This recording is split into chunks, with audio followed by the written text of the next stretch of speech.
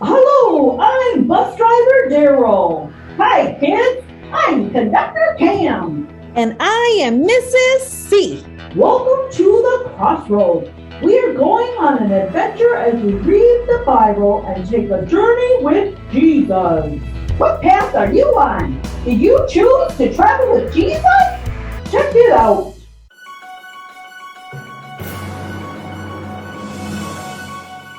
Stand at the crossroads and look. Stand at the crossroads and look. Ask for the ancient path. Ask where the good way is.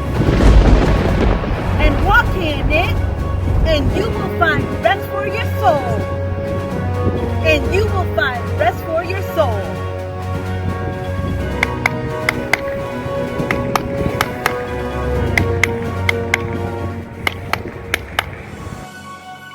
Stand at the crossroads and look. Stand at the crossroads and look. Ask for the ancient path. Ask where the good way is. And walk in it, and you will find rest for your soul. And you will find rest for your soul.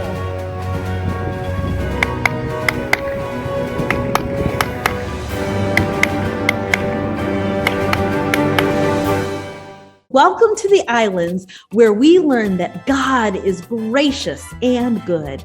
Listen to this verse for our unit.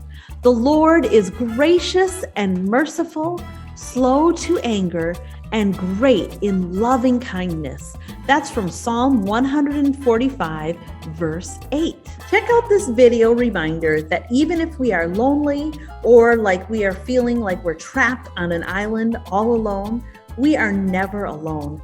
God is with us and He knows our name.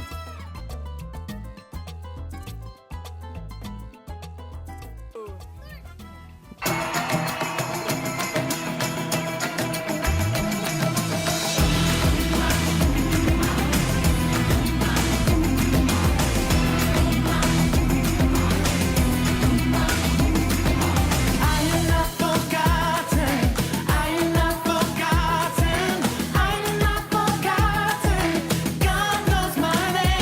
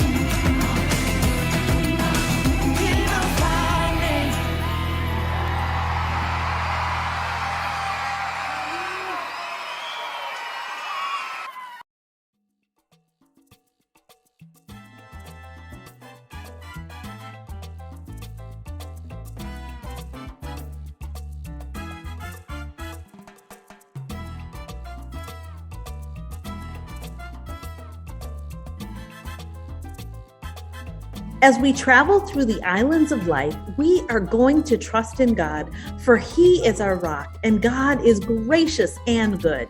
God freely meets all of our needs, and He sees all our hurts and has great compassion on us. So we can freely show others some island hospitality and compassion as well. Check out the Crossroads signs and think about how God being our rock helps us decide which way we should choose, hospitality and compassion or being lonely and indifferent.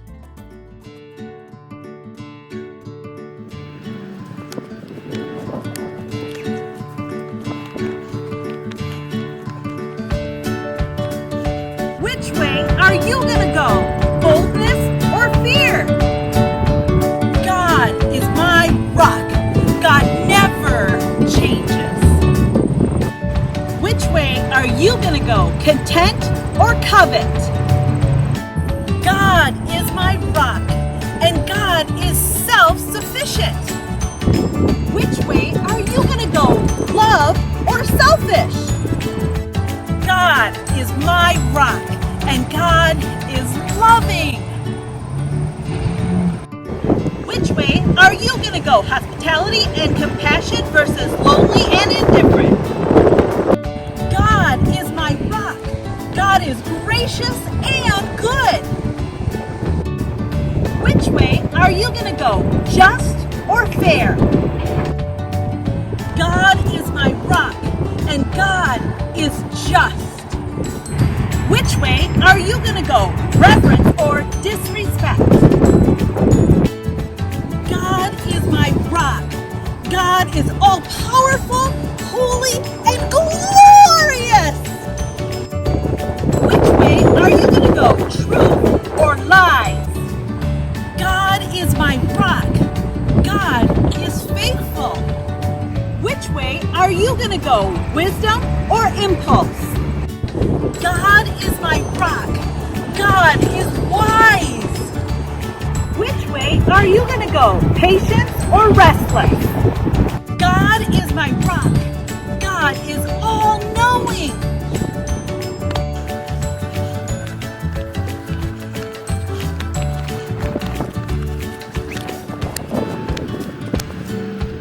God is my rock!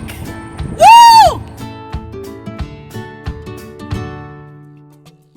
God is gracious and good. What ways have you showed hospitality or compassion or kindness? Hospitality and compassion can come in various ways. Check out this fun song that reminds us of different ways we can show hospitality and compassion to others. Practice hospitality and bless someone today by asking God, please show me the way. Text someone encouragement, give a donation, join the prayer chain, be kind while driving, invite someone to dinner, bring someone a treat, send someone a card, lend a helping hand, pay for someone's meal, donate pop cans, look for ways to serve, and ask God, please show me the way. These are all examples of ways you can show others that God is gracious and good as you love others through your hospitality and compassion. And if you feel like you don't know what to do, the biggest thing you can do is to pray for others. Make a list of people to pray for, or make a prayer box and put their names in there and pull their names out and pray for them. Praying for others is a great step of hospitality and compassion. God will tell you what to do after that. Hey, it's time to grab your compass and stand on God's word. God's word is like a compass. It tells us the way to go. If you think about Queen Esther, she was lonely and isolated in a foreign land and in a palace. If you think about Nehemiah, he was lonely and isolated as he built walls around Jerusalem. And if you think about Job, he was lonely and isolated as he suffered in pain. And yet God is gracious and good, and He promises to be with us, never leave us, and that He will always care for all of our needs, no matter what they are.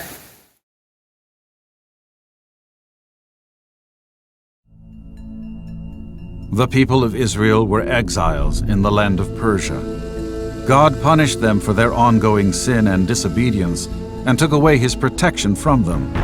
So the Persians came and destroyed the city of Jerusalem and took the Israelites as their slaves. One of these Israelite slaves was a man named Nehemiah. His job was to serve food to the king and to make sure it was safe to eat. Though most of the Israelites lived in Persia, there were a few that survived and were still left in the broken-down Jerusalem. He missed Jerusalem and wanted to go back and help those people. Nehemiah could not stop thinking about and praying for Jerusalem. He was sad all the time. One day, while Nehemiah was before the king said, "Nehemiah, why are you so sad? Are you sick? Is something troubling you?" Nehemiah couldn't hold it in any longer. "O king, live forever. My home country, my father's land, is in ruin." The king was concerned and offered to help Nehemiah. Nehemiah told the king that he wanted to go back to Jerusalem and rebuild it as well as the walls around it. So Nehemiah asked the king for building supplies. He also asked the king to write a letter that he could show to anyone on his journey back to Jerusalem. This letter bore the seal of the king and protected Nehemiah as he traveled back to Jerusalem. It was a long and dangerous journey, but Nehemiah was excited to go back. As they neared Jerusalem, they could see its ruins in the distance. The beautiful city of Jerusalem was all broken down, with no wall around it. Work began immediately. Nehemiah wasted no time and gathered all the men to help rebuild the wall. He assigned each group to their task, rebuilding sections of the walls, brick by brick. It was a big task that was going to take a long time. As Nehemiah and the men rebuilt the wall, many leaders from nearby countries tried to stop them. They threatened to kill the Israelites. Nehemiah prayed to God and did not stop working. Each day, they worked harder and harder, and the wall became stronger and stronger. After months of hard work and danger, the job was complete. There was singing, dancing, feasting, and a huge celebration. God was the one who deserved praise and glory for the finished job.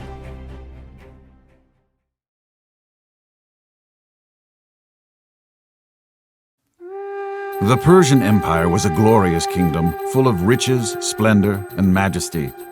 The Persians had conquered the world. They invaded Israel and took many of God's people as exiles to Persia. So there were many Jews living there. The king of Persia was Ahasuerus, a mighty ruler. To celebrate his vast power and kingship, he hosted a banquet that lasted a whole week. People ate the finest food, drank the most expensive wine, and had all the entertainment they wanted.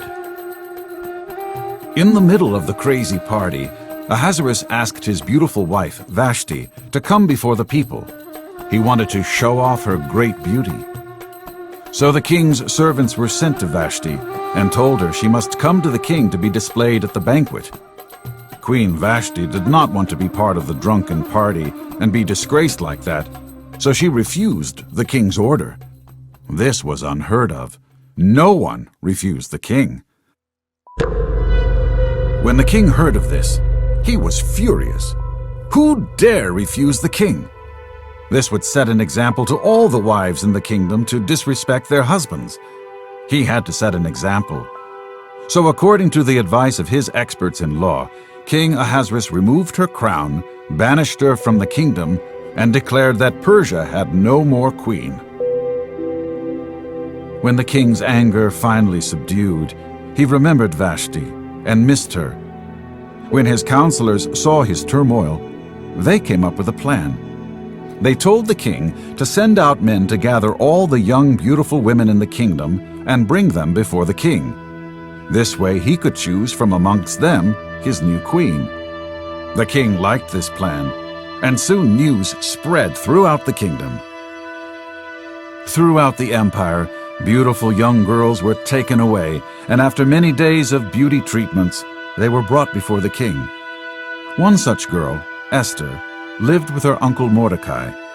She was beautiful indeed, but she was also a Jew. After all the young girls the king met with, he decided that Esther was the most beautiful woman in all the land. He chose her to be his wife. Esther the Jew was now the queen of Persia. Esther was wise about her new position and kept her Jewish identity a secret, as there were some people in the land who hated the Jews. One of the king's most important officials was a man named Haman. He was a wicked man that hated the Jews. One day, Haman came before the king and presented a plan that made it sound like he was protecting the kingdom from potential enemies, but in actuality would annihilate all the Jews in the Persian Empire.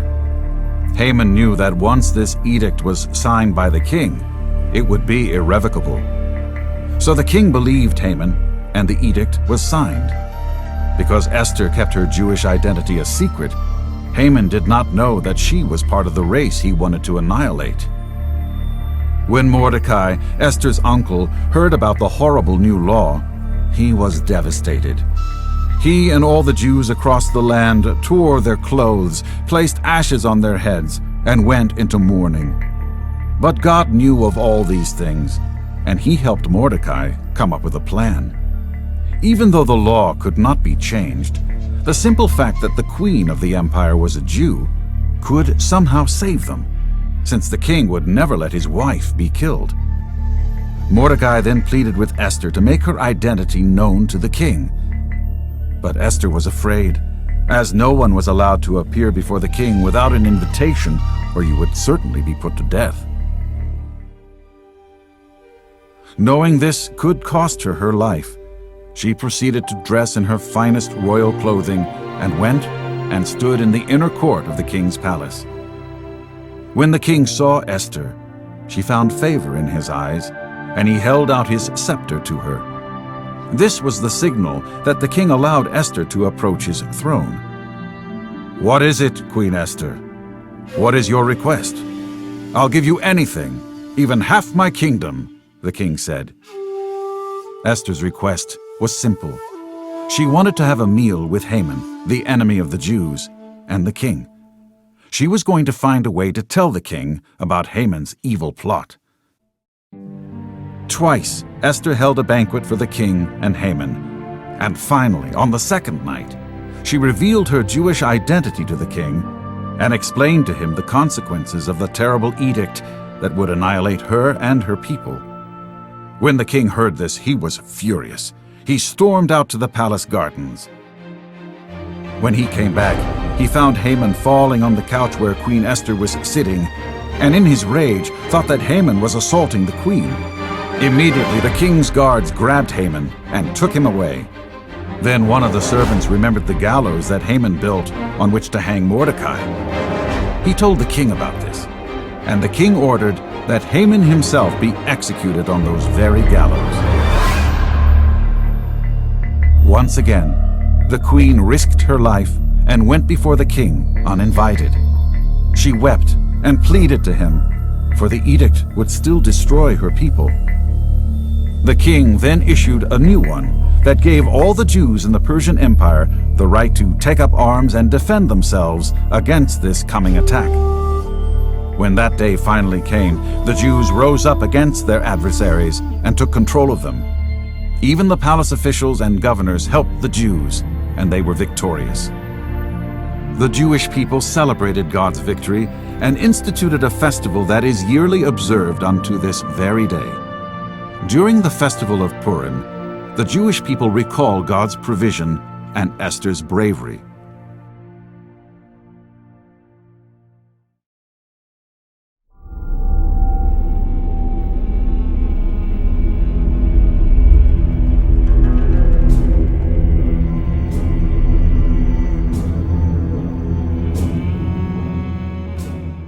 Long ago, in the faraway land of Uz, there lived a man named Job. Job was a good man. He loved God. He refused to do wrong. He was honorable. And he was rich. He had thousands of sheep, camels, oxen, donkeys, and servants, and 10 children. Job was the greatest man in the land, and everything in his life went smoothly. Meanwhile, Satan took notice. He complained to God about Job.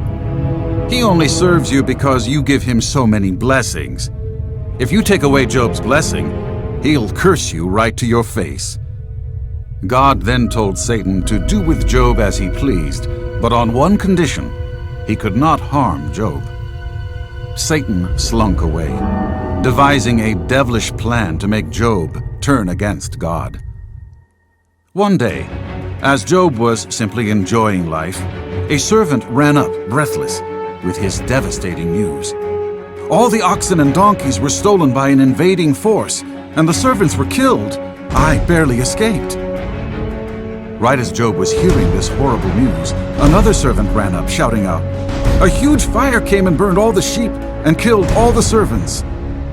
Another servant was running to Job, sobbing in terror, "Job, the enemy came and stole all the camels and killed the servants." The servant had hardly finished when another servant came running to Job, screaming the most horrible news of all. "Your children were having a feast together, and a terrible wind destroyed the house. Your children are all dead." In an instant, Job lost everything, his wealth and his family. They were gone. The grief was painful. Job tore his clothes, shaved his head, and fell on the ground. Satan thought Job was going to be mad at God, but instead, Job worshipped God. "The Lord gave me everything, and he has the right to take it away. I will still praise God," Job said. Satan then asked God if he could make Job sick. He was sure that Job would then curse God. God told Satan that he could continue with his plan, but was not allowed to kill Job. Then it happened. Job broke out with sores over his entire body. He became very ill. The pain and itching was so unbearable that he took broken pieces of pottery to scratch the sores. Job's wife was of no help at all. She came up to her husband and growled, "You're still trying to do good? Just curse God and die." Job did not sin. He continued to worship God. Even Job's friends started to turn against him. They thought that Job must have sinned for God to punish him like this. They were all trying to give him advice and tell him what to do. Instead of helping Job and praying for him, they criticized him. Through all this, Job still did not sin. He continued to trust and worship God. Job started to lose heart. He did not understand why God would allow these things to happen to him. So God spoke with Job and explained to him that as God, he created Job and everything in existence. As God, no one had the right to question him or his decisions, even though it may not make sense. God was trying to show Job a valuable lesson. Job responded in the only way possible. He worshiped and he repented. Eventually, Job's suffering stopped. Satan's plan did not work. Job still loved God. God was so pleased with Job that he healed him and gave him back everything he lost. This time, he blessed Job with more children, wealth, and possession than he could ever imagine. Job even lived until he was 140 years of age. The end of Job's life was even better than his beginning.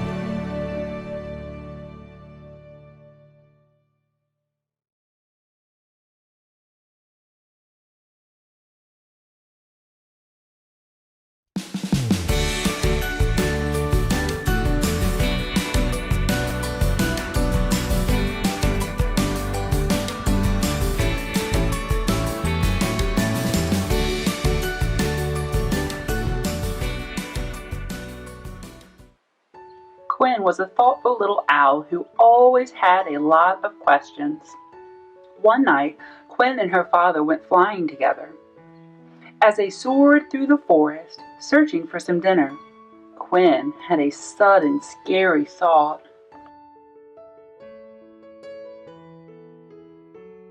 "Daddy," she asked. "Yes, my little owl." "What if I get lost? What if you dive and I don't notice? What if you get too far ahead of me and I can't find you? You fly so quietly. What if—" Quinn's father was smiling. He turned away slowly and started flying toward a mountain. Quinn followed him. Why wasn't her father saying anything? Quinn flapped her wings harder as they flew up, up, and up, and she started to breathe heavier. Where were they going? Her father circled around a huge stone on top of the mountain and then perched on it. Quinn landed and puffed hard as she tried to catch her breath. "Daddy," she panted, "why did we come way up here?" Her father lifted his wing and pointed toward the forest far below. "Do you see that tree way down there?" he asked. Quinn nodded. "Do you recognize it?"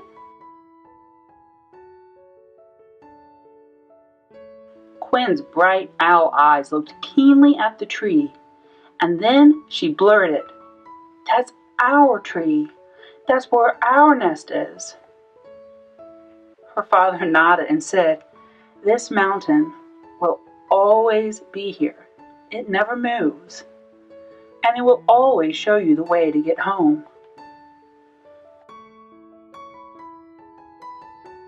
Quinn, God is like this rocky mountain. God is always here. He never changes, and He will never leave. He will show you the way you should go. Quinn nodded thoughtfully. Suddenly, she felt a drop on her beak, and then another drop on her head. Her father spread his wings and started flying back down the mountain. Quinn followed.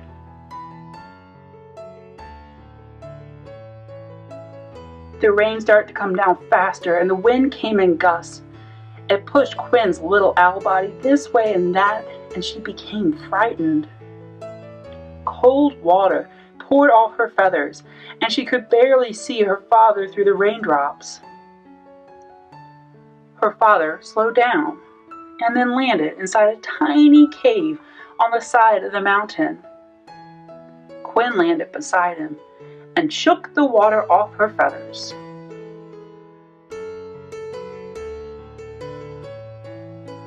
Her father lifted a wing, and Quinn snuggled underneath it to warm up. As the storm roared on, her father hugged her close and said, "This cave is a safe place. It protects us from the wind and rain."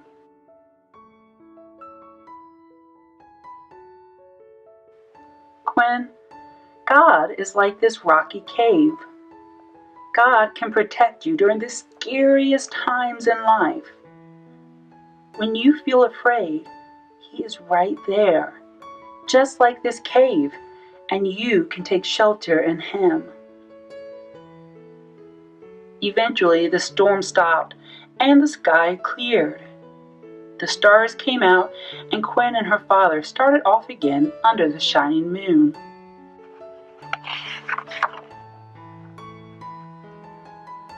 They flew silently through the night, sometimes swooping down to eat, but mostly just flying side by side.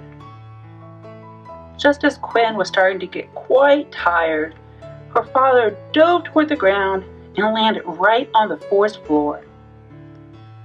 Quinn landed beside him and looked up at him with wide, wondering eyes.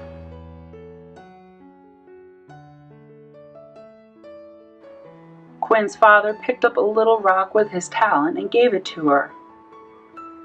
Then he looked into Quinn's eyes and said, "If you tuck this rock into your feathers, you can carry it everywhere you go. You will feel it hard against your body."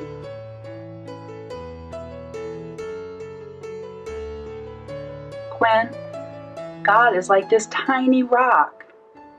Even though He is big like a mountain and safe like a cave, you can also carry Him everywhere you go. God is always with you. Quinn's eyes grew even bigger.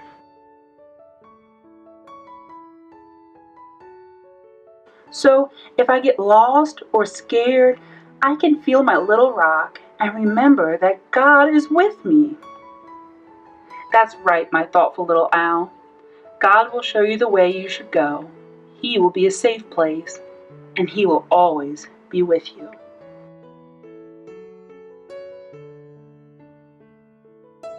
The sun began to rise, and Quinn tucked the little rock into a safe place in her feathers. As she and her father flew home, she could hardly wait to tell her mama about this strange and wonderful night.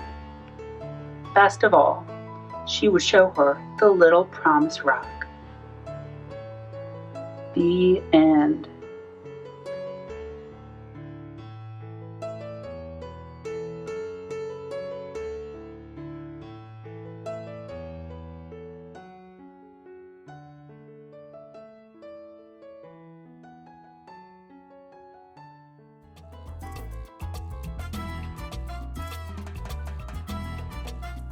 And Jesus continues to teach us how to be gracious and good so that we can choose hospitality and compassion on the islands of life instead of loneliness and indifference. May this song be a cool way for you to remember how good God is. He is gracious and good, and God is a good, good Father. And